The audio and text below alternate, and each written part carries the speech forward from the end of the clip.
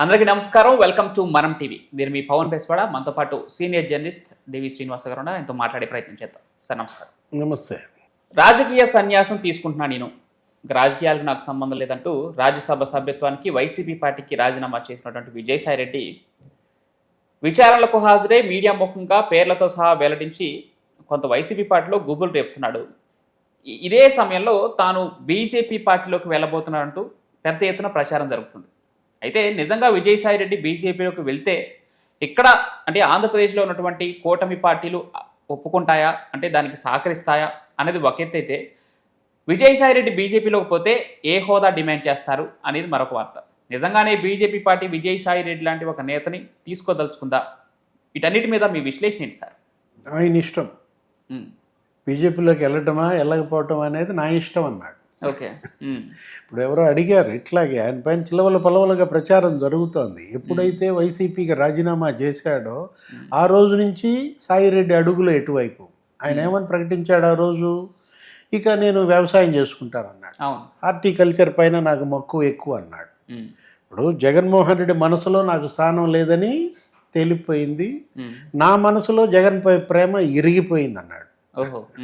ఆ రోజు ఆయన మాటలు మనం తీసుకున్నట్లయితే ఆ తర్వాత రోజు కూడా ట్వీట్ ఏదో చేశాడు. ఒక చిన్న జీపు, వాగు వంక, అక్కడ ఉన్నటువంటి తోటలు, ఆయన ఏదో వ్యవసాయం అన్నట్టుగా ఇచ్చిన నేపథ్యంలో ఆ తర్వాత కూడా ఆయన విశాఖపట్నం రావడం, అక్కడ కొంతమంది నాయకుల్ని కలవడం, అక్కడ విశాఖలో జీవీఎంసీ అక్కడ మేయర్ పీఠం అటు ఇటు ఊగుతున్న నేపథ్యంలో అక్కడ ఎవరికి మద్దతు చెప్పడానికి వెళ్ళాడు?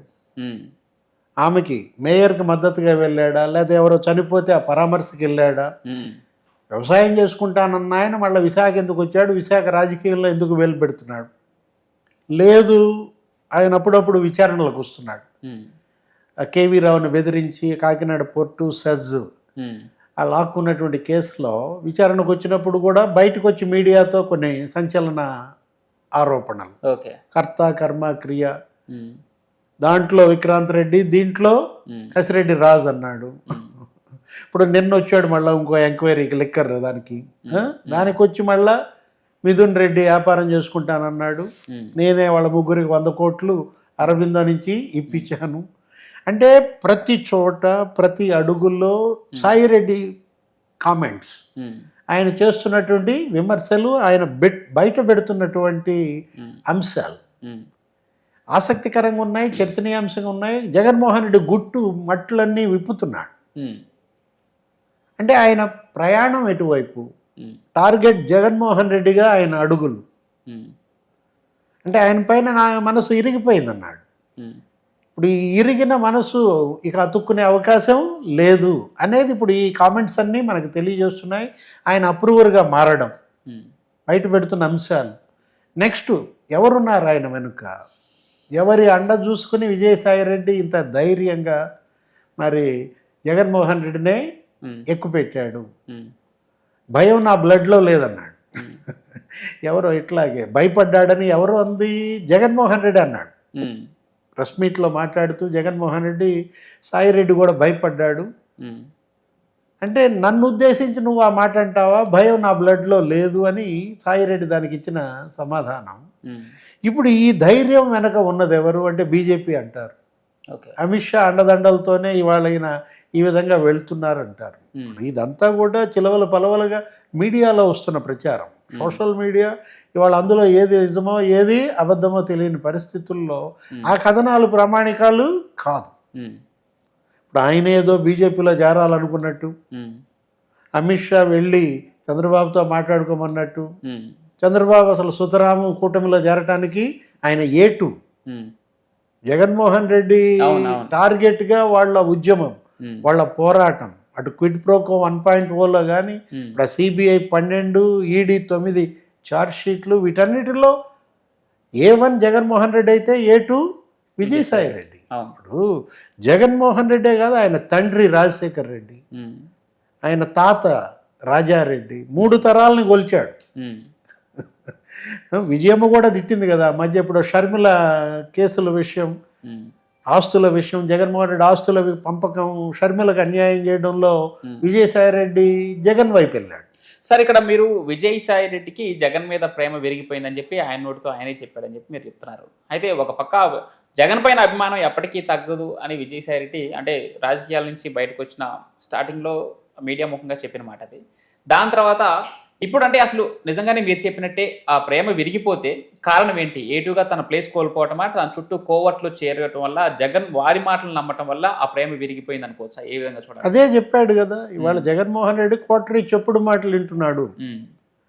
ఇప్పుడు అసలు ఇందులో అసలు రెండో స్థానం అనేది లేదు. జగన్మోహన్ రెడ్డి డిక్షనరీలో ఎవరి స్థానం అయినా 100 తర్వాతే అన్నాడు. ఓహో, అంటే 101తో బిగిన్ అవుతుంది.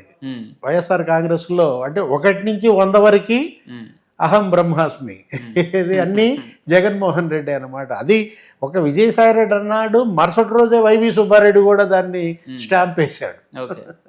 అంటే ఇవాళ తను A2 అని, సెకండ్ ప్లేస్ అని, ఇక పార్టీ శ్రేణులు నాయకులు వాళ్ళు నిర్మాణంలో సంస్థాగతంగా ఇవాళ వైఎస్ఆర్ కాంగ్రెస్ పార్టీ కొద్దో గొప్ప బలోపేతం ఉందన్న, సోషల్ మీడియా ఇవాళ అంతా చెలరేగిపోతుందన్న దాని వెనుక విజయసాయిరెడ్డి భూమిక.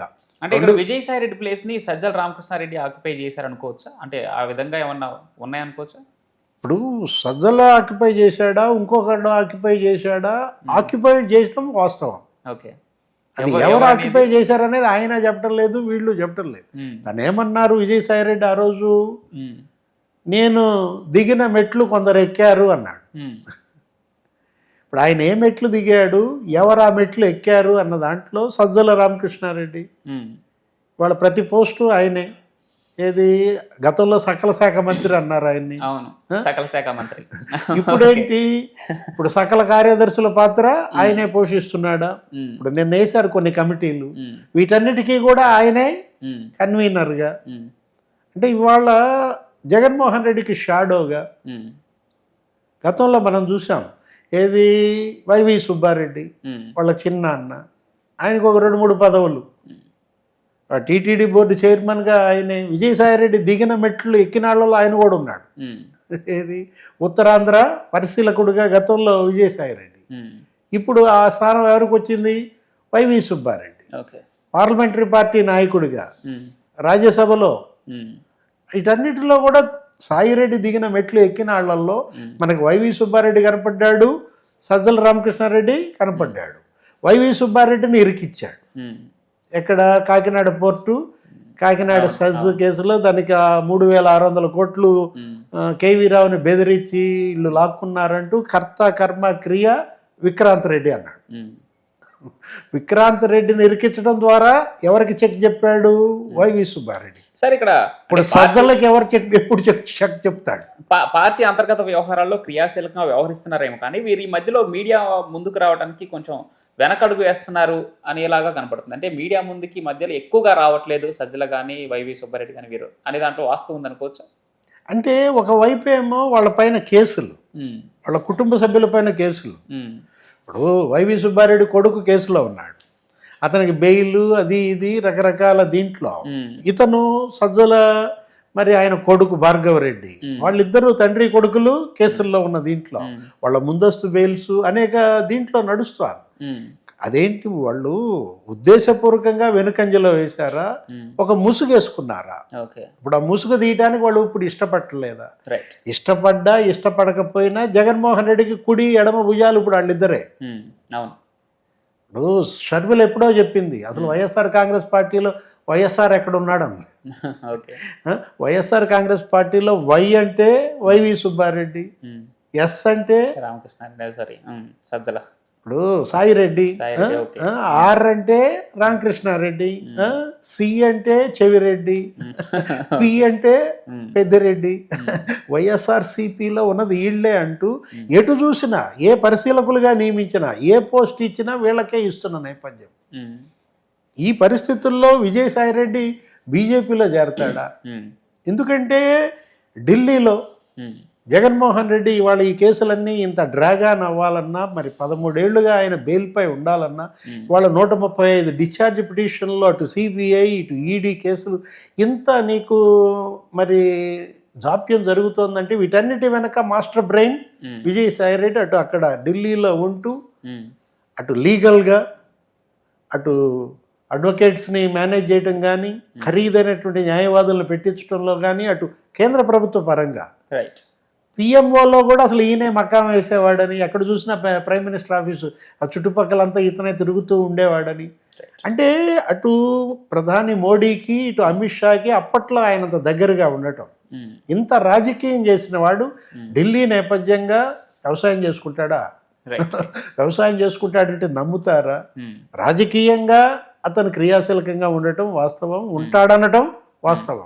ఏ పార్టీలో చేరతాడనే దానికి నిన్న కూడా చెప్పాడు. నన్ను బీజేపీలో చేరతానంటున్నానన్నారు. కొంతమంది అక్కడ లోక్సభ వైజాగ్ అభ్యర్థి అన్నారు. కొంతమంది రేపు జరిగే రాజ్యసభలో బీజేపీ అభ్యర్థి నేనే అన్నారు. అవేమీ కాదని ఖండించాడు. సాయిరెడ్డి మాటలకు అర్థాలే వేరులే. అవునంటే కాదని, కాదంటే అవునని. గుర్తు లేదు, తెలియదు, మర్చిపోయా అంటాడా? చూద్దాం విజయసాయిరెడ్డి అడుగులు ఎటువైపు. మరి బీజేపీలోనే చేరబోతున్నాడు ఊహాగానం నేపథ్యంలో ఒకవైపు అడుగు వేస్తానంటున్నాడు, మరొక వైపు ఇవన్నీ ఖండిస్తున్నాడు. చూద్దాం ఏం జరగబోతుందని. Thank you sir.